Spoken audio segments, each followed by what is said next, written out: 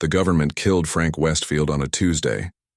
He was standing in his kitchen when it happened, stirring a pot of beef stew while rain tapped against the window. The letter sat on his counter, official government seal mocking him from cream-colored paper. 3 paragraphs of bureaucratic language that boiled down to 6 devastating words. Our records indicate you are deceased. Frank's weathered hands trembled as he read it again. 43 years alive after Vietnam, and some computer program had just erased him with a keystroke. Well, he said to his empty kitchen, this complicates things. His bank account would be frozen within days. The modest pension that kept his lights on and refrigerator stocked would stop. At 71, with a bad knee and worse lungs, Frank wasn't exactly employable. The stew suddenly smelled like ashes in his mouth. The Veterans Affairs office in downtown Portland was a monument to efficiency, in the same way Frank's old M16 had been a precision instrument, which is to say, not at all. The waiting area buzzed, with fluorescent lights and quiet desperation. Men and women of various ages and conflicts sat with identical 1,000-yard stares, waiting for their numbers to be called. Frank clutched ticket B47 while the electronic display showed A96. He'd been waiting 3 hours already, watching the numbers crawl forward. His knee throbbed from sitting so long, but he'd be damned if he'd leave without fixing this nonsense. Mr. Westfield? The receptionist's voice startled him. B47, window 6. Frank shuffled forward, letter and identification ready. The woman behind the glass looked barely 30, her eyes tired and her smile practiced. How can I help you today? Her name tag read, Sandra. I'm dead, apparently, Frank said, sliding the letter through the narrow opening below the glass. Government. Says so, but I'm feeling pretty spry for a corpse. Sandra's smile didn't waver as she skimmed the letter. Frank had rehearsed this moment all morning. Stay calm, be polite, let the system correct its mistake. One moment, Sandra said, tapping at her keyboard. I'll need to check your status in our system. Frank nodded, drumming his fingers on the counter. In his mind, this would be quick. Obvious human error, maybe a joke. He pictured Sandra making a couple of keystrokes, laughing softly and saying, All fixed, Mr. Westfield, so sorry for the confusion. I'm showing deceased status in our system, Sandra said instead, her voice dropping to a practiced sympathy. Cause of death is listed as cardiac arrest, dated April 17th. Frank blinked. That was last week. I was at my grandson's baseball game. Our records indicate a death certificate was filed. I'm standing right here. Frank's voice rose, drawing glances from the waiting area. Do I look dead to you? Sandra's professional smile returned. Sir, I understand this is frustrating, but I can only work with what's in the system. Well, fix the system, it's wrong. I can't override a death certificate, Mr. Westfield. You'll need to visit the county records office to dispute this. Frank closed his eyes, fighting for patience. And what am I supposed to do about my pension until then? My account's frozen. You'll need to file Form 21-849. Request for reinstatement of benefits following erroneous death status. Sandra slid a thick packet through the opening. Processing time is approximately 6 to 8 weeks. 6 to 8? Frank stopped himself. Listen, I can't wait that long. I have rent due next week. I'm sorry, but that's the process. Next, the county records office was worse. A windowless basement with filing cabinets that looked like they'd survived the Cold War. Frank waited another 2 hours before a harried clerk informed him that yes, a death certificate had indeed been filed. For Franklin Westfield, same social security number, same birth date. But I'm not dead, Frank insisted for what felt like the 100th time that day. The clerk, a thin man with thick glasses and a name tag reading Doug, looked at him with something between pity and suspicion. Sir, I can see that, but the certificate was filed through proper channels. Someone entered your information. Who would do that? Doug shrugged. Could be a clerical error. Could be identity theft. Could be another Franklin Westfield died and someone mixed up the social security numbers. So fix it. You'll need to file a petition for vital records correction. Doug handed him another form. And provide evidence that you're, alive. Frank stared at him. What evidence? Me standing here breathing isn't enough. You'll need notarized affidavits, medical records from the past 30 days, and a letter from a licensed physician confirming your continued existence. Doug's tone suggested he found this perfectly reasonable. Then we'll review your petition and make a determination. How long will that take? 4 to 6 months, typically. Frank felt something snap inside him, a small, vital piece of his tolerance for bureaucratic nonsense. I don't have 4 to 6 months, I have bills now. Sir, if you can't maintain a professional tone. Professional? Frank leaned forward. I served this country for 8 years. I took shrapnel in my leg. I've paid taxes for 5 decades. And now I'm being told I need to prove I'm alive because some computer says I'm not? Doug's face hardened. Sir, please lower your voice or I'll have to call security. As if on cue, a uniformed guard by the door straightened up, watching Frank with sudden interest. This is insane, Frank muttered, gathering his papers. Absolutely insane. That night, Frank sat at his kitchen table with a glass of whiskey and a pile of forms. His phone showed 4 missed calls, 2 from his daughter Sarah in Seattle, 1 from his bank, and 1 from his landlord. He ignored them all. On his laptop screen, a Social Security Administration form taunted him. Correction. Of death information. The irony might have been funny if it weren't so infuriating. His pension would have hit his account tomorrow. Rent was due in 5 days. The frozen bank account meant his automatic bill payments would bounce. His credit score, carefully maintained over decades, would plummet. Frank took another sip of whiskey, feeling the burn down his throat. Outside, Portland's rain had intensified, drumming against the roof of his modest apartment. The sound usually soothed him, but tonight it felt like another assault. His eye caught the corner of his closet, where a garment bag held his old dress uniform. He hadn't worn it in years, not since a fellow veteran's funeral in 2019. The sight of it triggered something in his mind, an idea so absurd it might just work. Frank moved to his closet, pulling out the uniform with careful hands. The medals clinked softly against each other. Bronze Star, Purple Heart, Vietnam Service Medal. Tangible proof of a life devoted to service, now deemed administratively non-existent. The next morning he dialed Sarah's number. Dad, I've been trying to reach you. The bank called me because I'm on your emergency contact list. What's going on?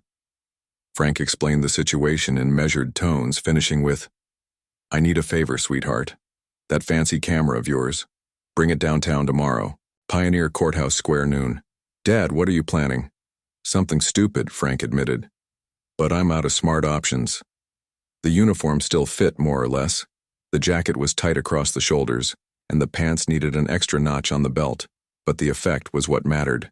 Frank had polished his medals until they gleamed, the brass catching sunlight as he stepped out of his bus onto the brick expanse of Pioneer Courthouse Square. The sign he carried was simple, made from a piece of cardboard and black marker. Veteran. Declared dead by government, still walking and breathing, no pension, no health care, no dignity. Sarah waited near the steps, camera in hand. Her face showed equal parts worry and pride. You sure about this, Dad? Frank nodded, settling his cap more firmly on his gray hair. Sometimes the only way to fight absurdity is with more absurdity. He took his position at the center of the square, where the lunchtime crowd was beginning to gather. Portland's business district hummed with activity. Tech workers, government employees, tourists. Frank held his sign high, straightened his posture to military attention, and simply stood. At first, people barely glanced his way. Portland had its share of protesters and street performers. But something about the old man in the decorated uniform, standing as rigid as a flagpole, began to draw attention. A young woman in business attire stopped first, reading his sign with a furrowed brow. She pulled out her phone, snapped a picture, and typed something. 2 college students paused next, then a group of tourists. Within 15 minutes, a small crowd had gathered. Frank said nothing. He didn't need to. The sign and uniform told his story. Sarah circled carefully, capturing images from different angles while occasionally answering questions from onlookers. Is this for real? A man in a suit asked her. Unfortunately, yes. Sarah replied, loud enough for others to hear. My father served in Vietnam. Last week some government system declared him dead. His accounts are frozen, pensions stopped. Nobody will help because the proper channels take months. The man scowled. That's outrageous. A woman with a press badge approached. I'm with the Oregonian. Would your father be willing to talk to me about this? Sarah glanced at Frank, who gave an almost imperceptible nod. Yes, but not here, Sarah said. His contact information is on the back of the sign. By 1 o'clock, Frank's knees were screaming in protest, but he maintained his position. The crowd had grown to over 50 people. Some took photos, others made phone calls, a few shouted encouragement. Sarah had set up a live stream on her social media accounts, narrating her father's situation to a growing virtual audience. At 2 o'clock, a police officer approached. Sir, do you have a permit for this demonstration? Frank didn't break his stance or speak. Sarah stepped forward. He's a single citizen exercising his right to free speech, she said. No amplification, no obstruction. Does he need a permit for that? The officer glanced at Frank's medals, then at the gathering crowd, clearly calculating the optics of confronting a decorated veteran. Just keep the walkways clear, he finally said, before retreating. By 4 o'clock, Frank's story had escaped the confines of the square. Sarah's live stream had been shared thousands of times. Local news vans had arrived. Not Dead Yet was trending in Portland, with people sharing their own bureaucratic nightmares alongside Frank's images. Frank's phone rang in his pocket. Sarah had given his number to select reporters. He ignored it, maintaining his vigil. This wasn't about interviews or attention. This was about dignity. At 5 o'clock, as office workers streamed past on their way home, a suited man pushed through the crowd. He looked vaguely familiar to Frank, though he couldn't place him. Mr. Westfield, the man said urgently. I'm Thomas Garrett, director of the Portland VA office. Could we speak privately? Frank broke his stance for the first time in hours. Anything you have to say to me, you can say right here. Garrett winced, eyes darting to the phones recording around them. We've been made aware of your situation. I want to assure you we're working to expedite a resolution. Expedite? Frank's voice carried across the square. Yesterday I was told 6 to 8 weeks. Today, you're expediting? What changed? Garrett flushed. We take veterans' concerns very seriously. You took me seriously when I became a PR problem, Frank corrected. Not when I was just a man asking for help. A cheer went up from the crowd. Garrett's expression tightened. Mr. Westfield, if you'll come to my office right now, I can personally ensure your benefits are reinstated by tomorrow morning. Frank studied the man's face, seeing the desperation to get him, and his story, out of the public eye. No, he said. No? Garrett looked stunned. I'll be here tomorrow and the next day and the next until this gets fixed, not just for me, but for every veteran dealing with this nonsense. That night, Frank could barely walk. His knees had locked up after standing for hours, and Sarah had to help him to her car. But as they drove to her apartment where he'd stay until his accounts were unfrozen, his phone wouldn't stop ringing. National news outlets, veterans advocacy groups, government officials. His story had gone viral. In the most spectacular way, video of his exchange with Garrett had over 1 million views already. We never expected this, Sarah said, scrolling through her own notifications. Listen to this. Veteran declared dead by government stages his own resurrection. That's CNN, Frank grunted, massaging his knee. I just wanted my damn pension back. Well, you're getting more than that. Look. She handed him her phone, showing a statement from the Department of Veterans Affairs, promising an immediate review of vital records, verification procedures, and expedited resolution for Mr. Westfield and any veterans facing similar issues. Frank snorted. We'll see. But by morning, the miracle had happened. His bank called to inform him his accounts had been unfrozen. The VA had issued an emergency reinstatement of his benefits, with back pay for the missed period. The county records office had expunged the erroneous death certificate. More surprisingly, he wasn't alone. Veterans across the country began coming forward with similar stories. Erroneous death reports. Benefits suddenly stopped. Healthcare denied. Frank's viral moment had cracked open a nationwide issue. 2 days later, Frank returned to Pioneer. Courthouse Square, this time accompanied by a dozen other veterans, each with their own story of bureaucratic abandonment. National news cameras lined the square. Frank's uniform was crisper this time, his posture straighter despite the pain. His sign had changed. "I'm alive, they're alive. Veterans deserve better," across the country. Similar demonstrations sprouted, veterans in uniform standing in silence, demanding accountability from a system that had forgotten them. 6 months later, Frank sat in a congressional hearing room in Washington, D.C., a place he never imagined he'd be. The committee members looked alternately bored and engaged as they questioned him. "Mr. Westfield," said the chairwoman, "your story has highlighted serious deficiencies in our systems. Can you tell us what changes you'd like to see?" Frank leaned forward to the microphone. "I'm just an old soldier, ma'am, not a policy expert. But I know this. When a computer says a man is dead, and the man says he's alive, somebody ought to believe the man." Laughter rippled through the room. "More seriously," Frank continued, "veterans deserve a system that treats them like humans, not case numbers. When errors happen, and they will, there needs to be a way to fix them quickly. Nobody should have to stage a protest to get their dignity back." After the hearing, as Frank walked slowly down the marble corridors of the Capitol, a young veteran in a wheelchair caught up to him. "Mr. Westfield," the man said, extending his hand, "I just wanted to thank you. The system declared me dead 3 years ago. I've been fighting ever since. After your protest, they fixed it in a week." Frank gripped the younger man's hand. "I didn't do anything special, just got angry in the right place at the right time. Sometimes that's all it takes," the man replied.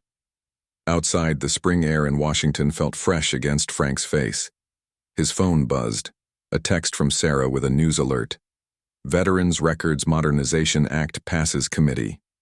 The bill, inspired by his case, would overhaul how the government tracked and verified veterans' status, with simplified appeals processes and emergency reinstatement provisions. Frank smiled slightly. He'd never wanted to be an activist or a symbol. He just wanted what was his, the pension he'd earned, the recognition he deserved. But sometimes, standing up for yourself meant standing up for everyone like you. He pocketed his phone and made his way down the Capitol steps, each one a small victory against his damaged knee. Tomorrow he'd fly home to Portland, back to his apartment and his quiet life. The government had killed him on paper, but in fighting back, he'd never felt more alive. Behind him, the Capitol dome gleamed in the afternoon sun, indifferent as ever. But somewhere in its labyrinthine halls, a system was changing, one error message at a time.